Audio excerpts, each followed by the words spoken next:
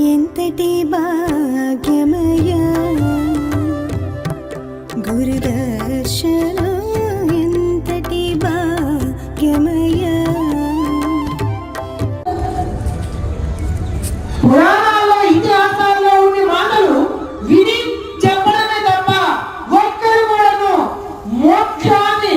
మోక్షం ఉంటుండగా వస్తాదని చెప్పిన వాళ్ళు లేరు, ఉంటుండగా మోక్షాన్ని పొందామని ఒక్కరు చెప్పరు. ఎందుకంటే చెప్పరు, ఉంటుండగా మోక్షం వస్తాడని ఏ సాంప్రదాయకుడికి తెలియదు. ఎందుకంటే తెలియదు, మోక్షం అంటే అదేదో కైలాసమని, వైకుంఠమని, సత్యలోకమని, స్వర్గమని వీటి అంతా ఉంటే మోక్షమని అంటారు. అరే ఈ సత్యలోకము, మోక్ష బ్రహ్మలోకము, వైకుంఠము, స్వర్గలోకము మనకు ఈ సాంప్రదాయకి రాకముందు మనకు ఎక్కడ ఉన్నాయంటే పైన ఎక్కడో ఉన్నాయని చెప్తారు. ఎందుకంటే 7 లోకాలు, 14 లోకాలు ఉన్నాయని, పైన 7 లోకాలు, కింద 7 లోకాలు ఉన్నాయని, ఈ లోకాల్లో 33 కోట్ల దేవతలు ఉన్నారని ఈ చెప్తారు. కానీ ఈ సాంప్రదాయంలోకి వచ్చిన తర్వాత ఏ సాంప్రదాయంలో చెప్పరు. ఈ సాంప్రదాయంలోకి వచ్చిన తర్వాత 7 లోకాలు నీలోనే ఉన్నాయి. కైలాసము నీలోనే ఉంది, వైకుంఠము నీలోనే ఉంది, సత్యలోకము నీలోనే ఉంది, స్వర్గలోకము నీలోనే ఉంది. ఎంతమంది దేవతలు? 33 కోట్ల దేవతలు ఉన్నారట. ఈ 33 కోట్ల దేవతలకు పూజిస్తే మోక్షమట. ఈ 33 కోట్ల దేవతలు కూడా నీలోనే ఉన్నారు. ఏ విధంగా ఉన్నారంటే, ప్రతి మానవుడికి పుట్టినప్పుడు వాడికి నలుగు పెట్టకపోతే వాడికి ఉన్న రోమములు 33 కోట్ల దేవతలట, 33 కోట్ల రోమములట. ఈ 33 కోట్ల రోమములే 33 కోట్ల దేవతలట. అంటే ఒక్కొక్క వెంట్రుకకు ఒక్కొక్క దేవుడు అనేసి పెద్దలు ఒక సాంప్రదాయకులు చెప్పవలసి వచ్చిన సాంప్రదాయకం ఏదంటే ఒకే ఒక సాంప్రదాయకం, అచలగుడి సాంప్రదాయకం.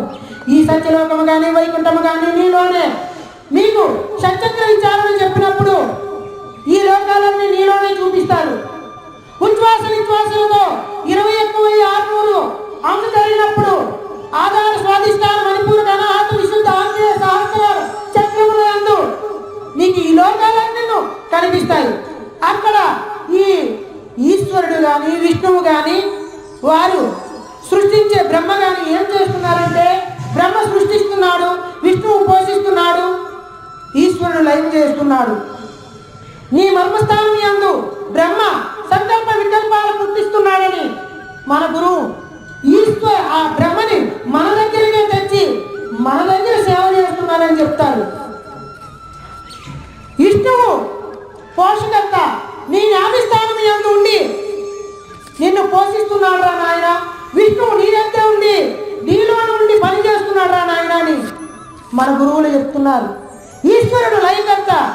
నీ ఉచ్ఛ్వాస నిశ్వాసాలని లెక్కింపి గడియ కాలం కూడా ఉంచగంట నీ ఉచ్ఛ్వాస నిశ్వాసాలను లెక్కింపజేస్తున్నాడు ఈశ్వరుడు, లయం చేస్తున్నాడు. అతడు నీలోనే ఉన్నాడని నీకు సేవకులుగా చేస్తున్నారు. జగత్తుకి వీరు బ్రహ్మ విష్ణు మహేశ్వరుడు సృష్టికర్త, పోషకర్త, లయకర్త అయితే ఈ సృష్టి స్థితి లయకర్తలు నీలో నుండి సేవ చేస్తున్నారు. నేను సేవ చేసిన వాడికి నీవు నమస్కారం చేస్తావా? ఎప్పుడైనా చేస్తావా? ఎప్పుడూ చేయవు. ఎందుకు చేయవు? నీ సేవకుడికి నువ్వు ఎప్పుడు సేవకు చేయవు. ఎందుకంటే నీ సేవకుడికి ఎప్పుడు నువ్వు అధికారిగా ఉంటావు.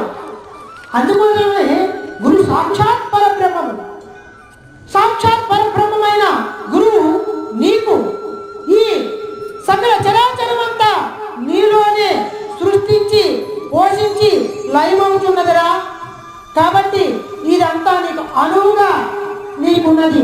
అందుకోసమే నే గలిగితే జగమన్నా, నే లేకుంటే అది సున్నా. ఈ జగత్తంతా నేనెరుగుతానే ఈ జగత్తంతా ఉన్నది. నేను లేకపోతే జగత్తు లిప్తపాటు కలుపుకోలేదు. ఏ విధంగా లేదంటే బాగా సుశుక్తిలో నీలముందగాను నువ్వు సుశుక్తి స్థానం నిద్ర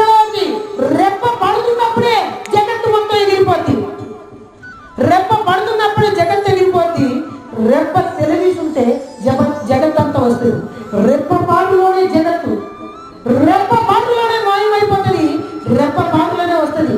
రెప్పపాటులో ఉన్న ఈ జీవితానికి ఎందుకురా నీకింత మోహము, ఎందుకింత తపన? దేనికోసము నీ వచ్చింది? 84 లక్షల జీవరాశులు కూడాను, ఏ జీవితం కూడాను మానవ జన్మ అని లేదు. ఈ ఒక్క జన్మకే ఉన్నది. ఈ జన్మ ఏం జన్మమ్మా? మానవ జన్మ. ఏ జన్మ ఎత్తినా పందని, కుక్కని, పిల్లని, చెట్టని అనేకమైన పేర్లు ఉంటాయి. ఏ జన్మలో ఎత్తినా తల్లి గర్భములే పుట్టాలి. ఒక పక్క మలము సంచి, ఒక పక్క మూత్రము సంచి, రక్తము, కెల్ల, తమడ, వీటిలోనే నీ జన్మ. ఒరే నాయన, ఎంతని ఎత్తుతావు, ఎంతని సస్తావురా ఈ యొక్క నరకరూపమైన జన్మ. ఇకనైనా మానవ జన్మ. ఏం జన్మది? మానవ జన్మ. ఇకనైనా మానవ జన్మ. మానవ జన్మకి స్టైల్గా మానవ జన్మ అని చెప్పేస్తున్నాం. దాని అర్థం కూడా తెలియకంట, తెలుసుకోకంట ఈ యొక్క జీవితం గడిపేస్తున్నాం. ధనధాన్యాలకు, సిరి సంపదల కోసం, తిండి కోసం, నిద్ర కోసం, బంధువుల కోసం, అలాగే సంసారం కోసం వీటిలోనే జీవితం గడిచి పుడుతున్నాము, బతుకుతున్నాము, సస్తున్నాము, తింటున్నాము. అంతే, ఇంతకన్నా ఇంకేం జరగడం లేదు. కానీ ఒకే ఒక్క విషయం నీకు అర్థమైతే, ఇది మానవ జన్మ. మళ్ళీ జన్మకు రాకుండా ఉండాలంటే, జన్మ మానుకోవాలంటే ఈ జన్మలోనే నీకు అవకాశం, మరొక జన్మలో కాదు. ఈ జన్మలో కూడా ఎటువంటి అవకాశం? నిజ గురువుని తెలుసుకుంటే, సద్గురువుని చరణములను చేరుకుంటే ఈ జగత్తులో ఎంతటి